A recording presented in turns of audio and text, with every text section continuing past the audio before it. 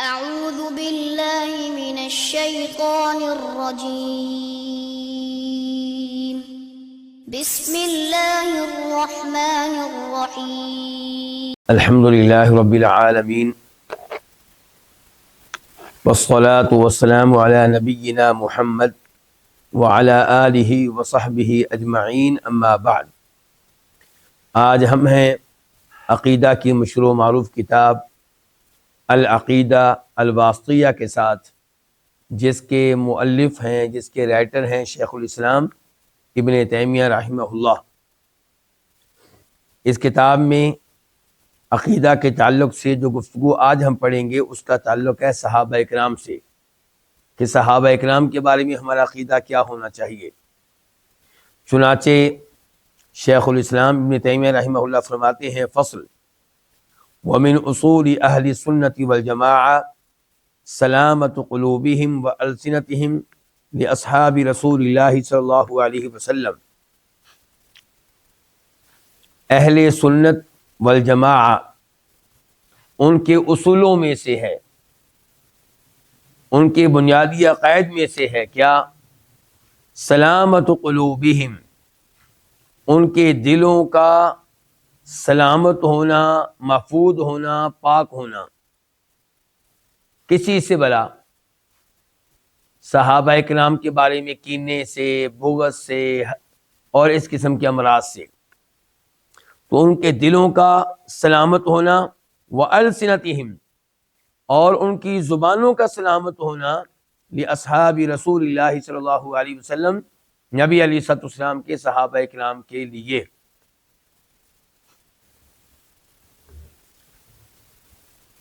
زبانیں ان کی محفوظ رہیں گی، سلامت رہیں گی۔ نبی علیہ الصلوۃ والسلام کے صحابہ اکرام کے لیے کیا مطلب؟ کہ ان کی زبان سے کوئی ایسا لفظ، کوئی ایسا جملہ نہیں نکلے گا جو صحابہ اکرام کے مقام و مرتبہ کے شایان شان نہ ہو۔ چنانچہ وہ صحابہ اکرام پہ تنقید نہیں کرتے۔ اہل سنت، اہل الحدیث، سلفی لوگ وہ صحابہ اکرام پہ تنقید نہیں کرتے، صحابہ اکرام پہ لعنتیں نہیں بھیجتے، صحابہ اکرام کو فاسق قرار نہیں دیتے، صحابہ اکرام کو کافر یا مرتد نہیں کہتے۔ ان کی زبانیں محفوظ ہیں صحابہ اکرام کے تعلق سے، دل بھی محفوظ، دلوں میں صحابہ اکرام کے بارے میں نفرت نہیں ہے، کینہ نہیں ہے، بغض نہیں ہے، بلکہ محبت ہے، احترام ہے، ان کی صلاحیتوں کا اور ان کے کارناموں کا اعتراف ہے، اور زبانیں بھی محفوظ ہیں۔ کبھی بھی زبان سے ایسا لفظ نہیں نکلے گا جو صحابہ اکرام کے شان نشان نہ ہو۔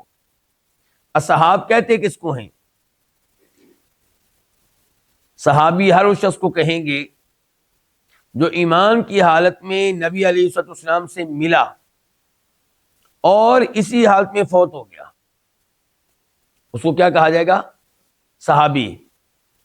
چاہے اسے نبی علیہ الصلوۃ والسلام کے ساتھ ملاقات کرنے کا موقع ملا ہو 1 منٹ کے لیے، 2 منٹ کے لیے۔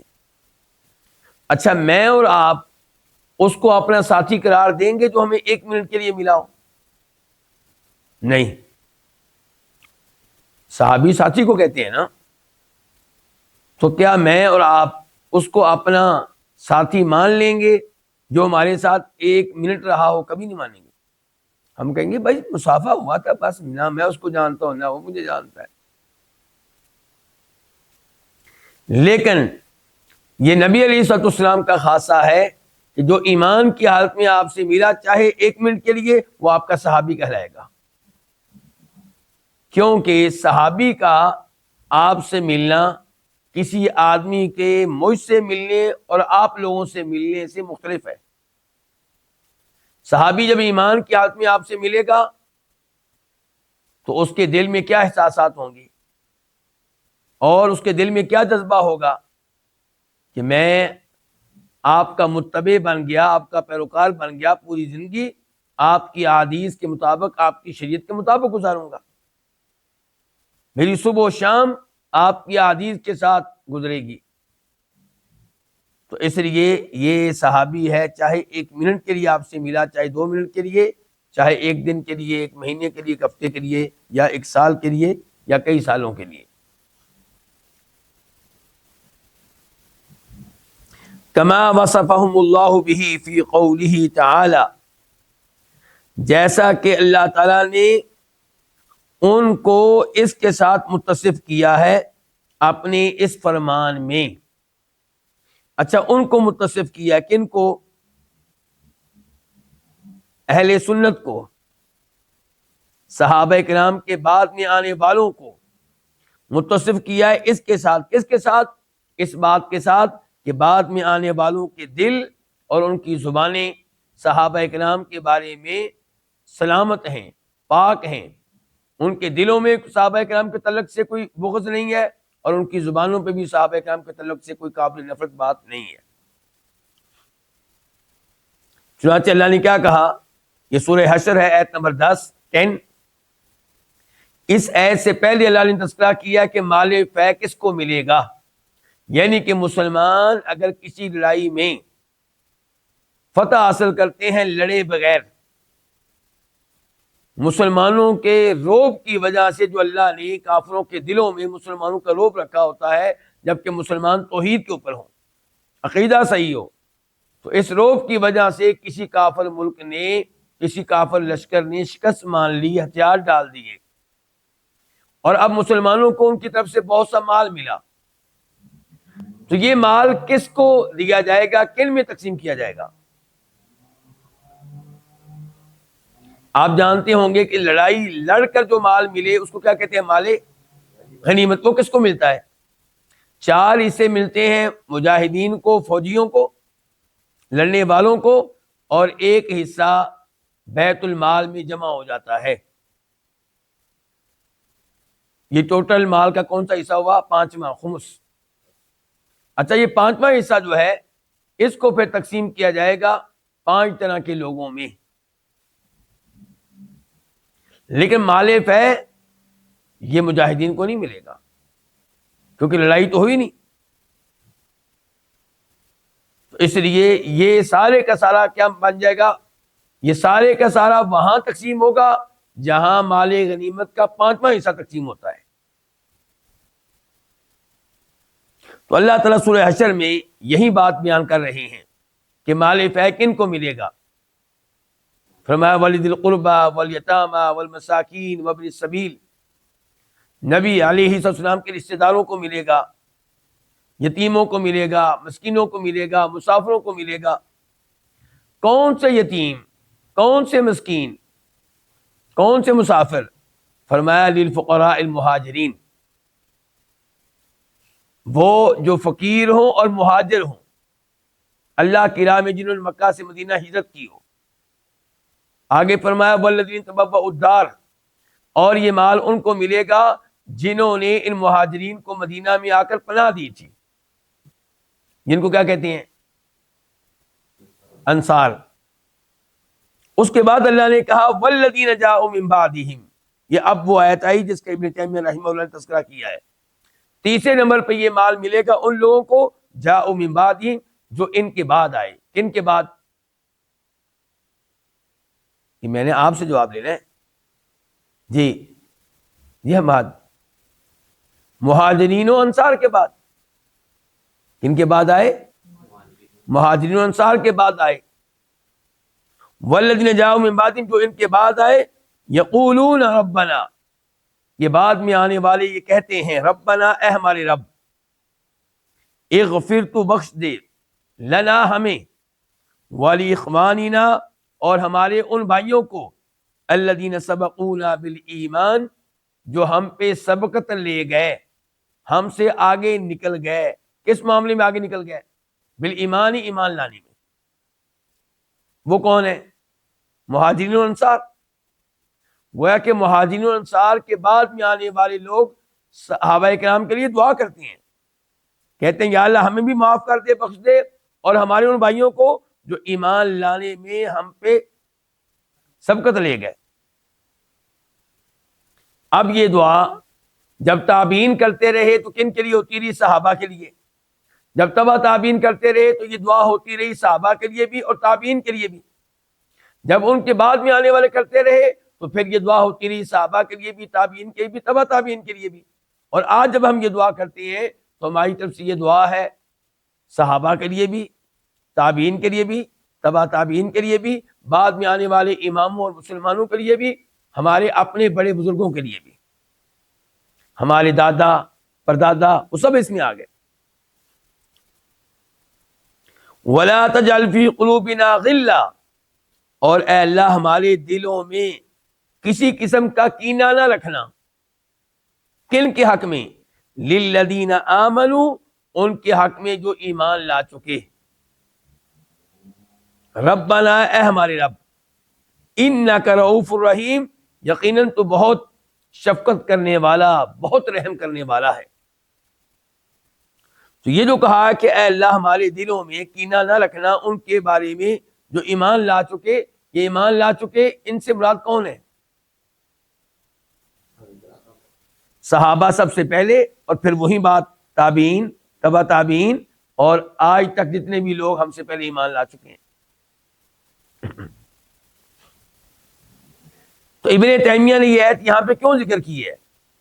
یہ بتانے کے لیے کہ صحابہ کرام کے بعد آنے والے لوگ، آج تک جتنے بھی لوگ آئے ہیں جو اہل سنت ہیں، اہل الحدیث ہیں، وہ اللہ تعالیٰ سے یہ دعا کرتے ہیں جو اللہ نے سکھائی ہے. اور اس دعا میں کہتے ہیں کہ یا اللہ ہمیں بھی معاف کر دے، اور ہمارے ان بھائیوں کو جو ایمان لانے میں ہم سے آگے نکلے، اور ہمارے دلوں میں ان کے بارے میں کینہ نہ رکھنا. دل کیا ہوں گے پھر؟ صاف، سلامت، کوئی کینہ نہیں، کوئی بغض نہیں، کوئی صحابہ کرام کے بارے میں نفرت نہیں. وطاعت النبی صلی اللہ علیہ وسلم فی قولہ، اطاعت النبی اس لفظ کا پچھلے جملے کے ساتھ کیا تعلق ہے، کیا واسطہ ہے؟ طاعت النبی کا تعلق ہے لفظ سلامت قلوبہم سے. اب مفہوم کیا بنا؟ مفہوم یہ بنا کہ اہل سنت، اہل الحدیث، ان کے دل، ان کی زبانیں سلامت رہتی ہیں نبی علیہ السلام کے صحابہ کرام کے بارے میں. وطاعت النبی، اور ان کے اصولوں میں سے یہ بھی ہے، کیا اہل سنت کے اصولوں میں سے، اہل حدیث کے اصولوں میں سے یہ بھی ہے طاعت النبی، نبی علیہ السلام کی بات ماننا، آپ کا حکم ماننا.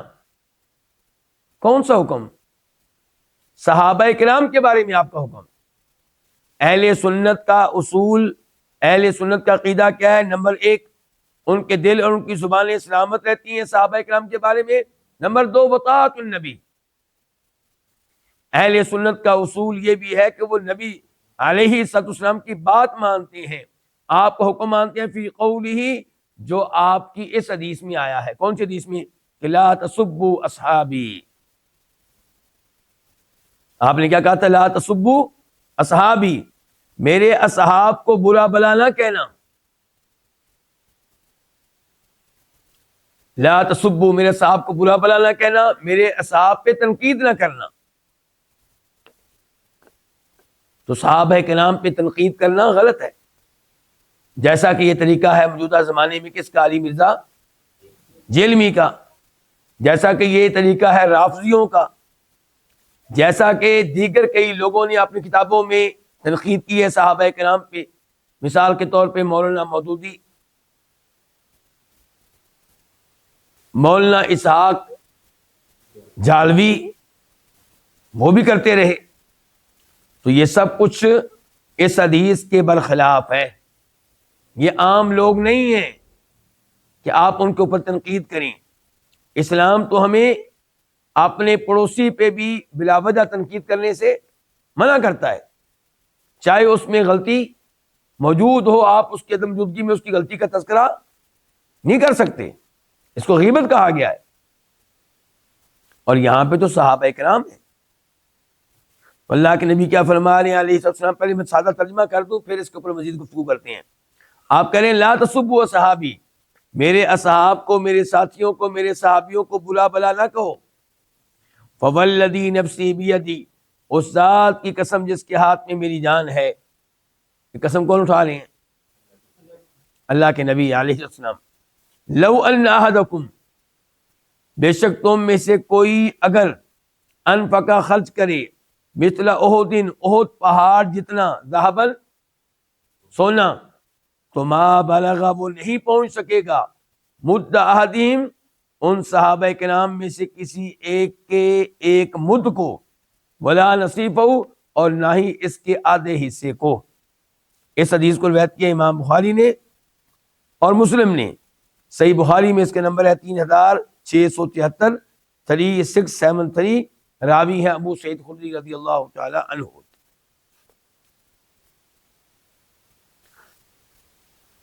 یہ حدیث آپ نے کب بیان کی تھی؟ مجھے امید ہے کہ بات توجہ سے سنیں گے آپ۔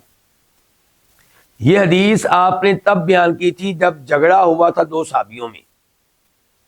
کون کون سے؟ کون بتائے گا آپ میں سے؟ خالد بن ولید رضی اللہ عنہ اور عبد الرحمن بن عوف میں رضی اللہ تعالیٰ عنہ۔ اچھا، ان میں سے پرانے صحابی کون سے ہیں؟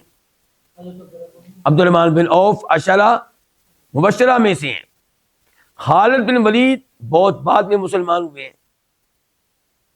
آپس میں ان کا بحث و مباحثہ ہوا کسی مسئلے میں، کسی معاملے میں، تو خالد بن ولید نے کہہ دیا عبد الرحمن بن عوف کو کہ آپ لوگ چونکہ ہم سے چند دن پہلے مسلمان ہوئے ہیں، اس وجہ سے ہم پہ بڑے بنتے ہو، اس قسم کے الفاظ کہے۔ تو یہ بات معلوم ہوئی نبی علیہ الصلوۃ والسلام کو، تو آپ نے کہا تھا لا تسبوا اصحابی، میرے اصحاب کو برا بلا نہ کہو۔ اچھا، یہ آپ کس کو کہہ رہے ہیں؟ خالد بن ولید کو۔ دھیان سے بات دھیان سے سنیں، کس کو کہہ رہے ہیں؟ کس کے حق میں؟ عبد الرحمن بن عوف اور پرانے صحابہ کرام کے حق میں۔ تو علی مرزا جیلمی اور اس جیسے لوگ کہتے ہیں کہ یہ حدیث ہمارے خلاف تم پیش نہیں کر سکتے، یہ تو اللہ کے رسول نے ان لوگوں سے کہا تھا علیہ السلام جو مکہ فتح ہونے کے بعد مسلمان ہوئے، کہ جو مکہ فتح ہونے سے پہلے پرانے مسلمان ہیں ان کے بارے میں تم غلط باتیں نہ کرو، ان کے اوپر تنقید نہ کرو۔ تو یہ اس کا مطلب یہ ہے کہ آپ نے پرانے صحابہ کرام کے اوپر تنقید کرنے سے منع کیا ہے۔ تو اس کا مطلب یہ ہوا کہ بعد والوں کے اوپر تنقید ہو سکتی ہے بقول علی مرزا جیلمی کے، ان کے خالد بن ولید کے اوپر تنقید ہو سکتی ہے، معاویہ چونکہ بعد میں مسلمان ہوئے ان کے اوپر تنقید ہو سکتی ہے، عمر بن عاص کے اوپر تنقید ہو سکتی ہے، اس قسم کے لوگ۔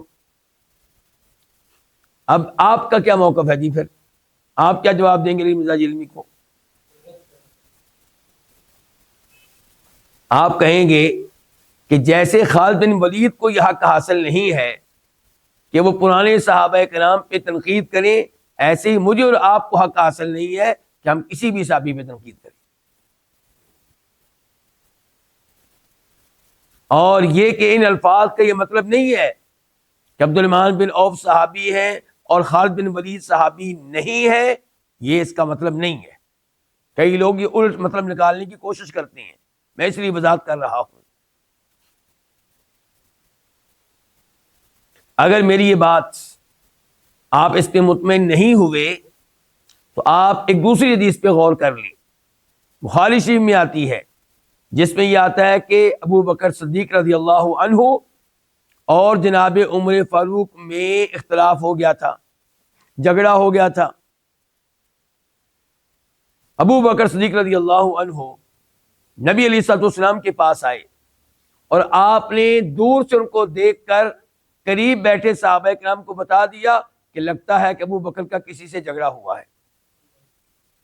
ابو بکر صدیق تشریف لائے اور آپ کے پاس آ کر بیٹھ گئے اور کہا اللہ کے رسول علیہ الصلوۃ والسلام میرے اور عمر کے مابین اختلاف ہوا، زیادتی مجھ سے ہوئی۔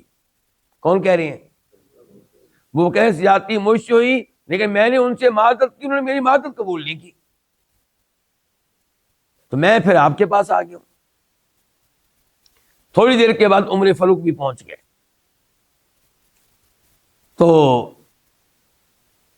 جناب صدیق نے دیکھا کہ اللہ کے نبی کا چہرہ علیہ السلام تبدیل ہو رہا ہے، رنگ تبدیل ہو چکا ہے۔ عمر فاروق کو دیکھنے کے بعد آپ کے چہرے کا رنگ تبدیل ہو چکا ہے، غصہ۔ ابو بکر ڈر گئے کہ عمر فاروق کی خیر نہیں ہے۔ ابو بکر کوشش کرنے لگے کہ نبی علیہ السلام کا غصہ ختم ہو جائے، آپ کا غصہ ٹھنڈا ہو جائے۔ کہنے لگے اللہ کے رسول علیہ السلام، میں اللہ کی قسم اٹھا کے کہتا ہوں زیادتی میری تھی، قصور میرا تھا۔ تو آپ علیہ السلام نے کہا کہ لوگوں، کیا تم میرے صحابی کو تنگ کرنے سے باز نہیں آؤ گے؟ ابو بکر تو وہ ہے کہ جب تم مجھے جھوٹا کہہ رہے تھے، ابو بکر میرے اوپر ایمان لائے تھے، میرے اوپر یقین کیا تھا، میری تصدیق کی تھی، اور پھر ہر لحاظ سے میری مدد کی، تو کیا تم میرے اس صاحب کو تنگ کرنے سے باز نہیں آؤ گے؟ راوی کہتے ہیں ابو درداء رضی اللہ عنہ وہ دن ہے اور آج کا دن ہے کہ اس کے بعد کبھی کسی نے جرأت نہیں کی کہ ابو بکر صدیق رضی اللہ عنہ کو تنگ کرے، پریشان کرے۔ یہ حدیث، دوسری حدیث ابھی میں نے آپ کے سامنے رکھی ہے، کیوں رکھی ہے؟ کون بتائے گا آپ میں سے؟ اگر آپ میرے ساتھ تھے تو جی۔ اللہ آپ کو جزائے خیر دے۔ یعنی کہ ابو بکر بھی صحابی ہیں، عمر فاروق بھی صحابی ہیں، اور اللہ کے رسول ابو بکر کے بارے میں کہہ رہے ہیں عمر فاروق سے کہ کیا تم میرے صحابی کو تنگ کرنے سے باز نہیں آؤ گے؟ تو اس کا مطلب یہ نکالنا درست ہوگا کہ عمر فاروق صحابی نہیں ہے، کیونکہ اللہ کے رسول عمر فاروق سے کہہ رہے ہیں کہ ابو بکر میرے صحابی ہیں، ان کو تنگ کرنے سے باز نہیں آؤ گے۔ اس کا یہ دوسرا مطلب نکالنا ٹھیک ہوگا؟ بولیے۔ یہ مطلب نکالنا کہ چونکہ آپ نے اس حدیث میں ابو بکر کو صحابی قرار دیا ہے اور مخاطب عمر فاروق کو کیا ہے، اس کا مطلب یہ ہے کہ ابو بکر صحابی ہے، عمر فاروق صحابی نہیں ہے۔ نہیں، دونوں صحابی ہیں، لیکن وہاں پہ آپ بیان کرنا چاہتے ہیں کہ ابو بکر کا صحابیت میں خاص مقام ہے، عمر فاروق سے اونچا مقام ہے۔ یہ ایسے ہی ہے جیسے گھر میں بیٹوں میں اختلاف ہو تو باپ ایک بیٹے کی حمایت میں کہتا ہے کہ تم لوگ میرے بیٹے کو تنگ کرنے سے باز نہیں آؤ گے، تو اس کا کیا مطلب ہے؟ باقی بیٹے نہیں ہیں؟ بولیے ذرا، باقی بھی بیٹے ہیں، لیکن اس بیٹے کا اس موقع پہ کہنا کہ میرا بیٹا، یہ خاص محبت کا انداز ہے، خاص پیار کا انداز ہے۔ تو یہی صورتحال ہے اس حدیث میں کہ آپ کہہ رہے ہیں خالد بن ولید سے کہ تم لوگ میرے اصحاب کو برا بلا نہ کہو، جن کے پرانے لوگ میرے خاص اصحاب ہیں، تم بھی اصحاب ہو، تم بھی ذاتی ہو، لیکن ان کا مقام و مرتبہ زیادہ اونچا ہے۔ معلوم نہیں کہ میں یہ بات آپ کو سمجھانے میں کامیاب ہوا ہوں کہ نہیں۔ اس کے بعد آپ نے قسم اٹھائی ہے، فوالذی نفسی بیدی، نبی علیہ السلام قسم نہ اٹھائیں تب بھی سچے، تب بھی معتبر، تب بھی قابل اعتماد، لیکن آپ نے اپنے کلام میں، اپنی گفتگو میں وزن پیدا کرنے کے لیے قسم بھی اٹھا لی۔ فرمایا کہ اللہ کی قسم اٹھا کے کہتا ہوں، اس ذات کی جس کے ہاتھ میں میری جان ہے، کہ یقیناً تم میں سے کوئی اگر احد پہاڑ کے برابر سونا اللہ کی راہ میں دے، احد پہاڑ بہت لمبا چوڑا پہاڑ ہے، لمبا بھی بہت ہے، چوڑا بھی بہت ہے، وزنی بھی بہت ہے۔ فرمایا اس پہاڑ کے برابر تم میں سے کوئی اللہ کی راہ میں سونا دے، ایک ترازو میں یہ سونا رکھ دیا جائے جو تم نے دیا اللہ کی راہ میں، احد پہاڑ کے برابر، اور دوسرے ترازو میں میرے صحابی کا دیا ہوا اللہ کی راہ میں صدقہ جو ایک مد ہو وہ رکھ دیا جائے۔ اچھا، ایک مد کتنا ہوتا ہے؟ ایک سا میں 4 مد ہوتے ہیں، ایک سا میں، اچھا سا کتنے کلو گرام کا ہوتا ہے؟ تقریباً 2.5 کلو کا۔ ہم فطرانہ دیتے ہیں نا، 2.5 کلو دیتے ہیں، تو آپ 2.5 کلو کہہ لیں، چلیں جی مان لیگا۔ ویسے کچھ اندازہ یہ بھی ہے کہ 2 کلو۔ اچھا، جب 2 کلو ہوگا تو ایک سا میں 4 مد ہوتے ہیں، تو ایک مد کتنا ہوگا؟ تقریباً ½ کلو۔ تو آپ علیہ السلام نے فرمایا کہ اگر میرے کسی صحابی نے اللہ کی راہ میں ½ کلو گندم دی ہے، یا ½ کلو کھجوریں دی ہیں، یا ½ کلو منقع دیا ہے، یا ½ کلو جو دیے ہیں، اور تم لوگوں نے اونٹ پہاڑ کے برابر سونا اللہ کی راہ میں دیا ہے، تمہارا صدقہ میرے صحابی کے صدقے کا مقابلہ نہیں کر سکتا۔ کتنا بڑا فرق ہے مقام میں۔ مزید کہا ولا نصیبہ، بلکہ اگر میرے صحابی نے آدھا کلو کیا 1 پاؤ اللہ کی راہ میں صدقہ دیا ہو، کھجوریں، گندم، کشمش، تمہارا اونٹ پہاڑ کے برابر دیا ہوا سونا میرے صحابی کے صدقے کا مقابلہ نہیں کر سکتا۔ تو ہمیں اس سے اندازہ لگا لینا چاہیے کہ صحابہ کرام کا مقام و مرتبہ کتنا بلند و بالا ہے، کتنا اونچا ہے۔ یہاں پہ امام صاحب اس کے بعد کہتے ہیں، امام صاحب کون سے بلا؟ امام ابن تیمیہ رحمہ اللہ کہتے ہیں وَيَقْبَلُونَ مَا جَاءَ بِهِ الْكِتَابُ وَالسُّنَّةُ وَالْإِجْمَاعُ مِنْ فَضَائِلِهِمْ وَمَرَاتِبِهِمْ۔ وَيَقْبَلُونَ، اور یہ قبول کرتے ہیں، یہ کون؟ اہل سنت، اہل الحدیث۔ اور میں کئی دفعہ وضاحت کر چکا ہوں، اہل سنت سے مراد کون ہے؟ اہل الحدیث، جو سنت پہ صحیح معنوں میں عمل کرنے والے ہیں، بدعات سے دور رہنے والے ہیں۔ اس اہل سنت سے مراد وہ لوگ نہیں ہیں جو بدعات کا اور شرکیات کا ارتکاب کرنے کے باوجود اپنے آپ کو اہل سنت کہتے ہیں۔ تو ابن تیمیہ کہہ رہے ہیں وَيَقْبَلُونَ، اور یہ اہل سنت قبول کرتے ہیں کس چیز کو؟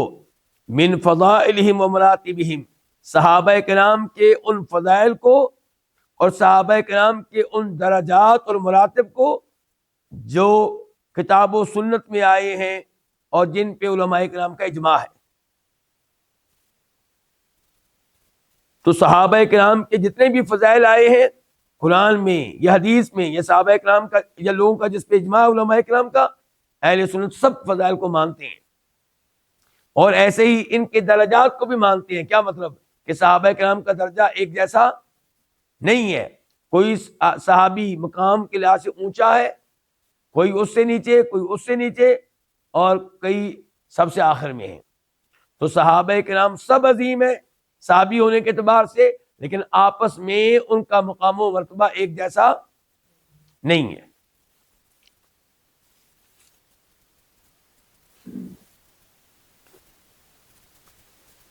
ابن تیمیہ رحمہ اللہ کی گفتگو جاری ہے، کس موضوع پہ بلا؟ صحابہ کرام کے بارے میں کہہ رہے ہیں وَيُفَضِّلُونَ مَنْ أَنْفَقَ مِنْ قَبْلِ الْفَتْحِ وَهُوَ صُلْحُ الْحُدَيْبِيَّةِ وَقَاتَلَ عَلَى مَنْ أَنْفَقَ مِنْ بَعْدُ وَقَاتَلَ۔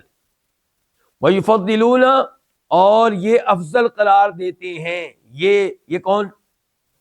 اہل سنت، اہل الحدیث۔ اور یہ افضل قرار دیتے ہیں من، اس صحابی کو، انفقا، جس نے اللہ کی راہ میں مال خرچ کیا، من قبل الفتح، فتح سے پہلے۔ فتح سے مراد کیا ہے؟ ابن تیمیہ کہتے ہیں وہ صلح الحدیبیہ، فتح سے مراد ہے صلح الحدیبیہ سے پہلے۔ صلح الحدیبیہ کا واقعہ کب پیش آیا تھا جی؟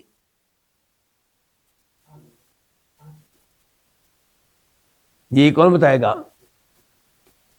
6 ہجری کو، ہجرت کے 6 سال صلح ہوئی تھی مسلمانوں کے مابین اور قریش مکہ کے مابین۔ اچھا، صلح ہو جانے کے بعد مسلمانوں کے حالات پہلے کے مقابلے میں بہتر ہوئے کہ برے ہوئے؟ بہتر ہوئے۔ تو جو صحابہ کرام صلح حدیبیہ سے پہلے مسلمان ہوئے، پہلے انہوں نے اللہ کی راہ میں مال خرچ کیا، اس واقعے سے پہلے اللہ کی راہ میں جنگیں کی، وہ زیادہ شان والے ہیں ان کے مقابلے میں جو صلح حدیبیہ کے بعد مسلمان ہوئے اور بعد میں اللہ کی راہ میں مال خرچ کیا اور بعد میں لڑائیاں لڑی۔ تو ابن تیمیہ کہہ رہے ہیں وَيُفَضِّلُونَ، اور یہ اہل سنت افضل قرار دیتے ہیں من، اس صحابی کو، انفقہ، جس سے مال خرچ کیا، من قبل الفتح، فتح سے پہلے، فتح سے مراد ہے صلح حدیبیہ، وقاتل، اور جس نے لڑائی لڑی، مال خرچ کیا فتح سے پہلے اور لڑائی لڑی، تو اہل سنت اس کو افضل قرار دیتے ہیں علی من، اس صحابی پہ، من انفقہ، جس نے مال خرچ کیا، من بعد، اس کے بعد، کس کے بعد؟ صلح حدیبیہ کے بعد، وقاتل، اور جس نے لڑائی لڑی اس کے بعد، یعنی کہ صلح حدیبیہ کے بعد۔ تو یہاں پہ ایک تو ہمارا سوال یہ ہوگا کہ ہمیں کیسے پتا چلے گا کہ کون سے صحابی صلح حدیبیہ سے پہلے مسلمان ہوئے اور کون سے صحابی بعد میں مسلمان ہوئے. جو بڑے بڑے صحابہ کرام ہیں ان کے بارے میں تو روایات مشہور و معروف ہیں، اور جو دیگر صحابہ کرام ہیں ان کے بارے میں بھی معلومات مل جاتی ہیں. صحابہ کرام کے تعلق سے علماء کرام نے مستقل کتابیں لکھی ہیں. مثال کے طور پہ امام ابن عبد البر کی کتاب ہے الاستیعاب فی معرفت الاصحاب، یعنی کہ یہ کتاب ہے صحابہ کرام کی معرفت کے بارے میں، ان کے تعارف کے بارے میں، ان کی پہچان کے بارے میں. دوسرے نمبر پہ کتاب لکھی ہے حافظ ابن حجر رحمہ اللہ نے، اس کا نام ہے الاصابہ فی تمییز الصحابہ، کہ صحابہ کرام کی شناخت کے بارے میں کتاب ہے، ان کی معرفت کے بارے میں کتاب ہے. اچھا، اس سے ہم فارغ ہوئے. دوسرا ہمارا مسئلہ یہ ہے کہ یہ جو ابن تیمیہ نے کہہ دیا ہے رحمہ اللہ نے کہ صلح حدیبیہ سے پہلے مسلمان ہو جانے والے، اللہ کی راہ میں مال خرچ کرنے والے، جہاد کرنے والے، لڑنے والے، ان صحابہ کرام سے مقام و مرتبہ کے لحاظ سے آگے ہیں جو صلح حدیبیہ کے بعد مسلمان ہوئے، بعد میں مال خرچ کیا، بعد میں لڑائیاں لڑیں. اس کی دلیل کیا ہے؟ دلیل کے بغیر تو بات نہیں بنتی نا نذیر صاحب. کیا دلیل ہے؟ دلیل ہے سورۃ الحدید آیت نمبر 10 اللہ تعالیٰ کہتے ہیں لا یستوی منکم من انفق من قبل الفتح وقاتل اولئک اعظم درجۃ من الذین انفقوا من بعد وقاتلوا وکلا وعد اللہ الحسنى، کہ تم میں سے برابر نہیں ہے وہ من انفقا جس نے خرچ کیا، من قبل الفتح فتح سے پہلے، وقاتلا اور جس نے لڑائی لڑی یعنی کہ فتح سے پہلے. اچھا، یہ برابر نہیں. اور دوسرا کون ہے؟ وہ یہاں پہ کلام مقدر ہے، پوشیدہ ہے. وہ کیا؟ ومن انفق من بعد الفتح وقاتل، اور جس نے مال خرچ کیا فتح ہو جانے کے بعد اور لڑائی لڑی فتح ہو جانے کے بعد. اولئک اعظم درجۃ من الذین انفقوا من بعد وقاتلوا، اولئک یہ کون؟ فتح سے پہلے، صلح حدیبیہ سے پہلے خرچ کرنے والے اللہ کی راہ میں، پہلے لڑنے والے اللہ کی راہ میں. اعظم درجہ، یہ درجات کے لحاظ سے، مرتبے کے لحاظ سے، شان کے لحاظ سے، مقام کے لحاظ سے آگے ہیں من الذین انفقوا من بعد وقاتلوا، ان سے آگے ہیں جنہوں نے بعد میں مال خرچ کیا، بعد میں لڑائیاں لڑی. وَكُلًّا وَعَدَ اللَّهُ الْحُسْنَى، لیکن اللہ نے ان سب سے وعدہ کر رکھا الحسنہ، سب سے اچھی چیز کا. وہ کیا ہے؟ جنت کا. اس ایسے پتہ چلا سارے صحابہ کیا ہیں؟ جنتی. اور یہ پتہ چلا کہ صحابہ کرام شان کے لحاظ سے ایک جیسے نہیں ہیں. جو فتح سے پہلے مسلمان ہوئے، پہلے لڑائیاں لڑی، پہلے مال خرچ کیا، یہ ان صحابہ کرام سے آگے ہیں جو بعد میں مسلمان ہوئے، بعد میں مال خرچ کیا، بعد میں لڑائیاں لڑی. دلیل آپ کے پاس آ چکی فرق کی. تیسرا سوال اب یہاں پہ یہ اٹھے گا کہ یہ فتح سے مراد ابن تیمیہ نے کیا لیا ہے؟ صلح حدیبیہ، جبکہ عام طور پہ علماء کرام فتح سے مراد لیتے ہیں فتح مکہ. فتح مکہ کا واقعہ کب پیش آیا ہے؟ جی جلدی کریں بھائی، جواب دیں. آپ کیا کرتے ہیں آپ لوگ؟ 8 ہجری، ہجرت کے 8ویں سال، یعنی کہ صلح حدیبیہ ہوئی ہے ہجرت کے 6 سال، اور مکہ فتح ہوا ہجرت کے 8ویں سال، اور آپ علیہ السلام نے حج کیا ہجرت کے 10ویں سال، اور فوت ہوئے ہجرت کے 11ویں سال. اب یہ معلومات یاد رہیں گی؟ اچھا جی. اچھا، ابن تیمیہ کی اب ہم بات مانیں یا دوسرے علماء کرام کی بات مانیں، اصل میں فتح سے کیا مراد ہے؟ سورہ حدید کی آیت نمبر 10 میں فتح سے کیا مراد ہے؟ اس میں دونوں قول موجود ہیں علماء کرام کے، اور دلائل بھی دونوں طرف موجود ہیں. مثال کے طور پہ جو کہتے ہیں فتح سے مراد ہے صلح حدیبیہ، ان کی دلیل سورۃ الفتح کی پہلی آیت ہے انا فتحنا لک فتحا مبینا، بے شک ہم نے آپ کو ایک وعدہ فتح دے دی ہے. یہ آیت اتر چکی ہے مکہ فتح ہونے سے پہلے، صلح حدیبیہ کے فوراً بعد یہ اتری ہے. تو اس ایسے پتہ چلا کہ فتح سے مراد ہے صلح حدیبیہ. لیکن جب آپ یہ آیت پڑھیں اذا جاء نصر اللہ والفتح، جب اللہ کی مدد آ جائے اور فتح مل جائے، تو وہاں پہ مراد ہے فتح مکہ. تو اب سورہ حدید کی آیت نمبر 10 میں فتح سے مراد کون سی فتح ہے، حدیبیہ والی یا مکہ والی؟ تو ابن تیمیہ رحمہ اللہ نے کہا ہے کہ اس سے مراد ہے صلح حدیبیہ، اور یہ ایک مضبوط قول ہے، ایک مضبوط موقف ہے. اچھا، اس کو فتح کیوں کہا گیا صلح کو؟ کیونکہ یہ صلح فتوحات کا سبب بنی بعد میں. مسلمانوں کے اوپر مسلسل حملے کر رہے تھے کون؟ کفار، مشرکین قریش، مشرکین مکہ. جب یہ صلح ہو گئی تو مسلمان پرسکون ہو گئے. اب مسلمانوں نے لیٹر لکھے دائیں بائیں دنیا کے بادشاہوں کو کہ مسلمان ہو جاؤ، اور مسلمانوں نے اپنے دیگر امور پہ توجہ دی، دیگر دشمنوں پہ توجہ دی، اور پھر اس صلح کے نتیجے میں مکہ بھی فتح ہوا. صلح ہوئی تھی کتنے سال کے لیے؟ 10 سال کے لیے. بولیے کتنے سالوں کے لیے؟ 10 سال کے لیے آپس میں لڑائی نہیں ہوگی. لیکن مشرکین قریش نے صلح حدیبیہ کی شرائط کی خلاف ورزی کی، تو پھر آپ نے 2 سال کے بعد مکہ پہ حملہ کر دیا اور مکہ فتح کر لیا، کیونکہ انہوں نے معاہدے کی خلاف ورزی کی تھی. ابن تیمیہ فرماتے ہیں اگلی عبارت میں، کہتے ہیں وَيُقَدِّمُونَ الْمُهَاجِرِينَ عَلَى الْأَنصَارِ، اہل سنت مہاجرین کو انصار پہ مقدم رکھتے ہیں. پہلا نمبر کن کو دیتے ہیں؟ مہاجرین صحابہ کرام کو. دوسرا نمبر انصاری صحابہ کرام کو. اچھا، مہاجرین کون ہیں؟ جنہوں نے مکہ سے ہجرت کی تھی اللہ کی خاطر، دین کی خاطر مدینہ کی طرف. اور انصار کون ہیں؟ جو مدینہ کے رہنے والے تھے، وہ بھی صحابی، یہ بھی صحابی. لیکن ابن تیمیہ کہہ رہے ہیں کہ اہل سنت اہل الحدیث مہاجرین کو انصار پہ مقدم رکھتے ہیں. کیوں بھائی؟ کیونکہ مہاجرین کے پاس 2 اعزاز ہیں. نمبر 1 ہجرت کرنا، نمبر 2 نصرت، اللہ کے دین کی مدد کرنا. جنگیں لڑی ہیں انہوں کی نہیں لڑی؟ ہجرت کرنا بھی ان کی نصرت تھی، مدد تھی ان کی طرف سے. جی، اور انصاریوں کے پاس ایک اعزاز ہے، کیا؟ نصرت کا.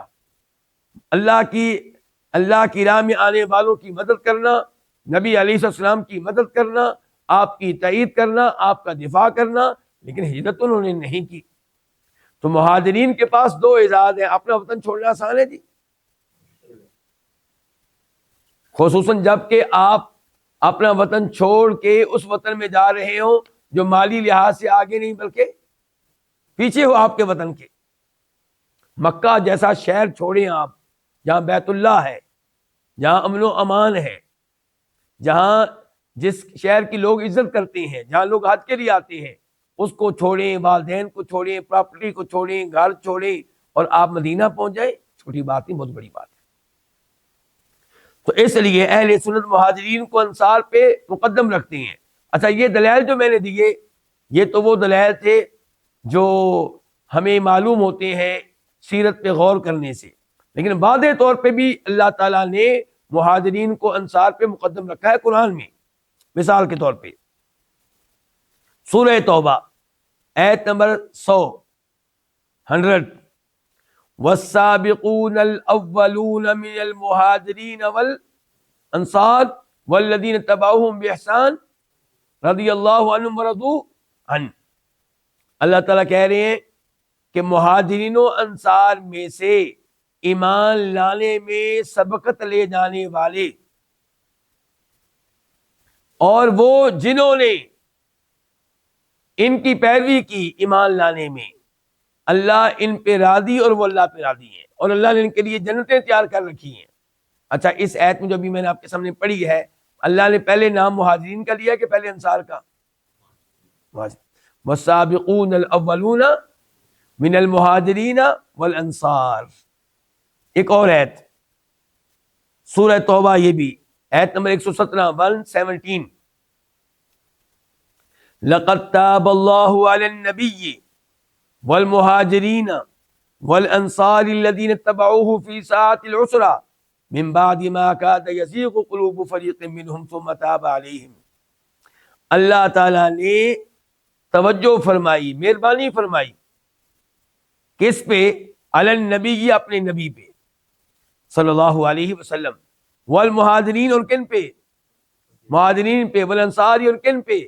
انصاریوں پہ۔ کب؟ فی ساعۃ العسرتی، مشکل کی گھڑی میں، تنگی کی گھڑی میں۔ کون سی گھڑی تھی جی؟ مشکل کی گھڑی، تنگی کی گھڑی، جنگ تبوک۔ اور جنگ تبوک جانتے ہیں کہ نہیں جانتے؟ جنگ تبوک کہاں جا کر لڑنی تھی؟ 600 کلومیٹر دور جا کر، مدینہ سے، بولیے 600 کلومیٹر دور جانا ہے، اور لڑنا ہے اس زمانے کے امریکہ سے، ان کے رومیوں سے۔ اس زمانے کے امریکہ سے لڑنا ہے، ان کے رومیوں سے، اور لڑنا ہے 600 کلومیٹر دور جا کر۔ اور اسلحے وغیرہ کی صورتحال یہ ہے کہ ایک اونٹنی کے ساتھ 10 لوگ، کیا مطلب؟ باری باری بیٹھیں گے، کچھ بیٹھیں گے، باقی پیدل چل رہے ہوں گے ساتھ ساتھ۔ اور موسم کون سا؟ جون جولائی کا، گرمی شدید۔ اور مدینہ میں فصلیں تیار، یعنی کہ کھجوریں پک چکی ہیں، کھجوریں اب اتارنی ہیں۔ اگر آپ جنگ میں چلے جائیں گے تو کھجوریں کون اتارے گا؟ آپ کا پھل تو ضائع ہو جائے گا، وہ پھل جس کے اوپر آپ نے پورا سال گزارنا تھا۔ آپ لوگ جانتے ہیں نا ہمارے کسان کیا کیا کرتے تھے؟ گندم کے اوپر پورا سال گزارتے تھے نا۔ اسی گندم کو کھانا ہے پورا سال، اور اسی سے کپڑے خریدنے ہیں، اسی سے جوتے بنانے ہیں، اسی سے شادیاں کرنی ہیں بچوں کی۔ یہی صورتحال تھی صحابہ کرام کی کہ اگر جنگ میں جائیں گے تو پھل اتار نہیں سکیں گے، اور گرمی بڑی سخت ہے، سفر بڑا دور کا ہے، اور دشمن سپر پاور۔ تو ان لمحات میں کئی کمزور ایمان والے صحابہ کرام بھی پریشان ہو گئے تھے۔ تو اللہ نے یہ فرمایا کہ اللہ نے مہربانی فرمائی اپنے نبی پہ، مہاجرین پہ، انصار پہ۔ کیا مطلب؟ مہربانی کیا تھی یہاں پہ؟ ہمت دینا، استقامت دینا، حوصلہ دینا کہ لڑنا ہے، یعنی کہ ان کو پھسلنے نہیں دیا، پیچھے ہٹنے نہیں دیا، یہ اللہ نے مہربانی کی۔ تو اس آیت میں بھی اللہ نے پہلے نام کن کا لیا؟ مہاجرین کا کہ انصار کا؟ مہاجرین کا۔ اس کے بعد کہتے ہیں ابن تیمیہ رحمہ اللہ، وَيُؤْمِنُونَ، اور یہ ایمان لاتے ہیں، یہ کون؟ اہل سنت، اہل الحدیث، سلفی لوگ، یہ ایمان لاتے ہیں بِأَنَّ اللَّهَ قَالَ لِأَهْلِ بَدْرٍ، اس بات پہ ایمان لاتے ہیں کہ اللہ نے کہا تھا اہل بدر سے۔ اہل بدر کون ہے جی؟ جنہوں نے جنگ بدر میں حصہ لیا تھا۔ جنگ بدر کس سال لڑی گئی ہے بتائیں جی؟ ہجرت کے دوسرے سال، یعنی کہ مسلمانوں کو مکہ چھوڑ کر مدینہ آئے ابھی دوسرا سال تھا، تو یہ جنگ لڑنا پڑی، اور ابھی مسلمان لڑنے کے لیے تیار نہیں تھے، بہت کمزور تھے، تعداد میں بھی بہت کم تھے، اسلحے کے لحاظ سے بھی ان کے سامنے سمجھو زیرو تھے۔ اس کے باوجود میدان میں اترے، لڑائی لڑی، اللہ کو ان کا لڑنا اتنا پسند آیا کہ اللہ نے ان کو بہت بڑی شان دی ہے۔ تو ابن تیمیہ کہہ رہے ہیں کہ وَيُؤْمِنُونَ، اہل سنت ایمان لاتے ہیں کہ اللہ نے کہا تھا اہل بدر کے حق میں، اور پھر وضاحت کرتے ہیں کہ اہل بدر کتنے لوگ ہیں؟ کہتے ہیں کہ وَكَانُوا 300 وَبِضْعَةَ عَشَرَ، اور وہ 313 سے 313 یا اس سے کچھ زیادہ تھے۔ ابن تیمیہ نے کیا کہا کہ وہ کتنے تھے؟ جنگ بدری صحابہ کرام کتنے تھے؟ کہہ رہے ہیں 313 یا اس سے کچھ زیادہ تھے، کیونکہ 300 کا معنی 300، 3 میاں 100 100، یعنی کہ 300۔ آگے بضعۃ عشر، عشر کا معنی ہوتا ہے 10، اور بضع کہتے ہیں 3 یا 3 سے اوپر کو، تو معنی ہو گیا 313 یا اس سے اوپر تھے۔ اچھا، ان کے بارے میں اللہ نے کہا کیا؟ ابن تیمیہ کہتے ہیں ان کے بارے میں اللہ نے کہا اعملوا ما شئتم،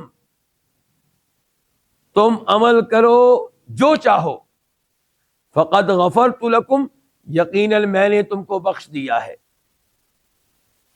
یہ حدیث ہے بخاری شریف کی حدیث ہے، مسلم میں ہی آئی ہے.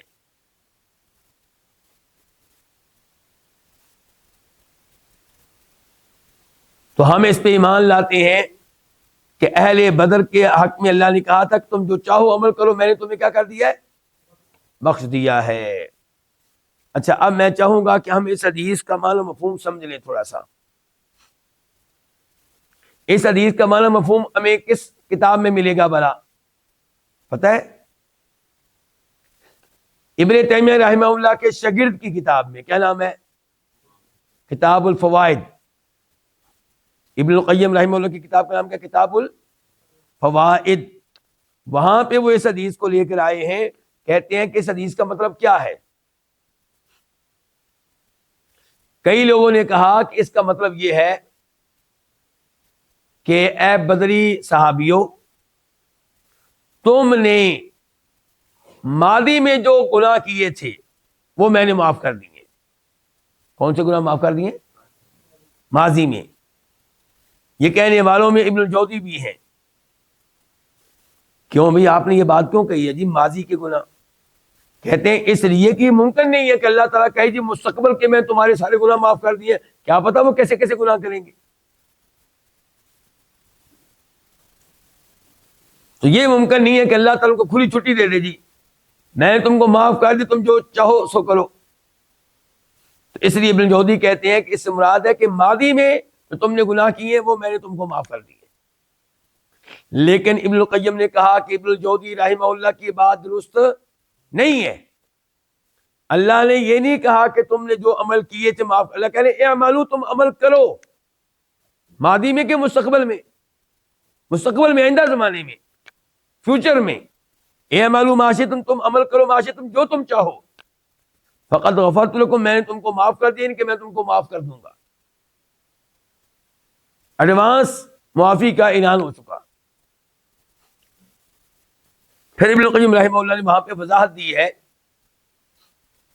کہ یہ جو اللہ نے پہلے ہی کہہ دیا کہ میں تم کو معاف کر دیا، تم جو چاہو سو عمل کرو، یہ اللہ نے انہی کے بارے میں کہا ہے جن کے بارے میں اللہ کو پتا تھا کہ وہ مرتد ہونے والے نہیں ہیں، بعد میں کفر کرنے والے نہیں ہیں، اور بعد میں کوئی ایسا کام نہیں کریں گے جو کام کافروں والا ہو، منافقین والا ہو. اسی لیے اللہ تعالیٰ نے ان کے بارے میں پیشگی اعلان کر دیا کہ تم جو چاہو سو عمل کرو، میں نے تم کو معاف کر دیا ہے. تو یہ اللہ نے شان انہی کو دی ہے جو اس شان کے لائق تھے.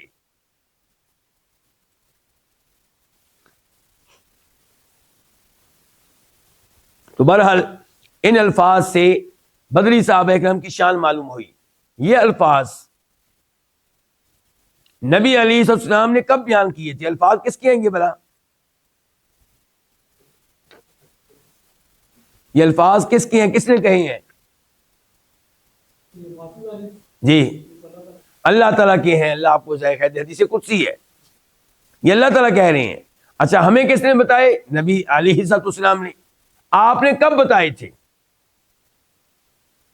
یہ الفاظ؟ آپ نے کب بتائے تھے کہ اللہ نے کہے ہیں؟ شاید آپ لوگوں کو یاد ہو، آپ کے سامنے یہ بات بیان کی جا چکی ہے کہ جب مکہ فتح ہونے والا تھا، آپ مدینہ میں اس جنگ کی تیاری کر رہے تھے، تو ایک صحابی تھے جن کا نام تھا حاطب بن ابی بلتعہ. انہوں نے ایک لیٹر لکھا اہل مکہ کو اور ان کو بتایا کہ نبی علیہ الصلوۃ والسلام اور آپ کے صحابہ تم لوگوں پہ حملہ کرنے والے ہیں. اللہ تعالیٰ نے یہ بات نبی علیہ الصلوۃ والسلام کو بتا دی کہ ایک لیٹر لکھ کر بھیجا جا چکا ہے. تو اللہ تعالیٰ کے بتائے ہوئے اور دیے گئے علم کے مطابق آپ علیہ الصلوۃ والسلام نے جناب علی کو بلایا، مقداد بن اسود کو بلایا، اور ان لوگوں سے کہا کہ تم لوگوں نے جلدی سے پہنچنا ہے ایک جگہ جس کا نام ہے روضۃ خاخ. وہاں تم ایک عورت ملے گی، اونٹنی کے اوپر سوار ہوگی، اس کے پاس ایک لیٹر ہے، وہ لیٹر تم لوگوں نے لے کر آنا ہے. یہ لوگ چلے گئے، وہ عورت وہاں پہ مل گئی. انہوں نے اس عورت سے کہا کہ لیٹر ہمارے والے کر دو. اس نے کہا میرے پاس کوئی لیٹر نہیں ہے. انہوں نے کہا لیٹر تمہارے پاس ہے ہمیں دے دو. اس نے کہا کوئی لیٹر نہیں. تو جناب علی رضی اللہ عنہ کو چونکہ اللہ کے نبی کی حدیث پہ کیا ہوتا تھا؟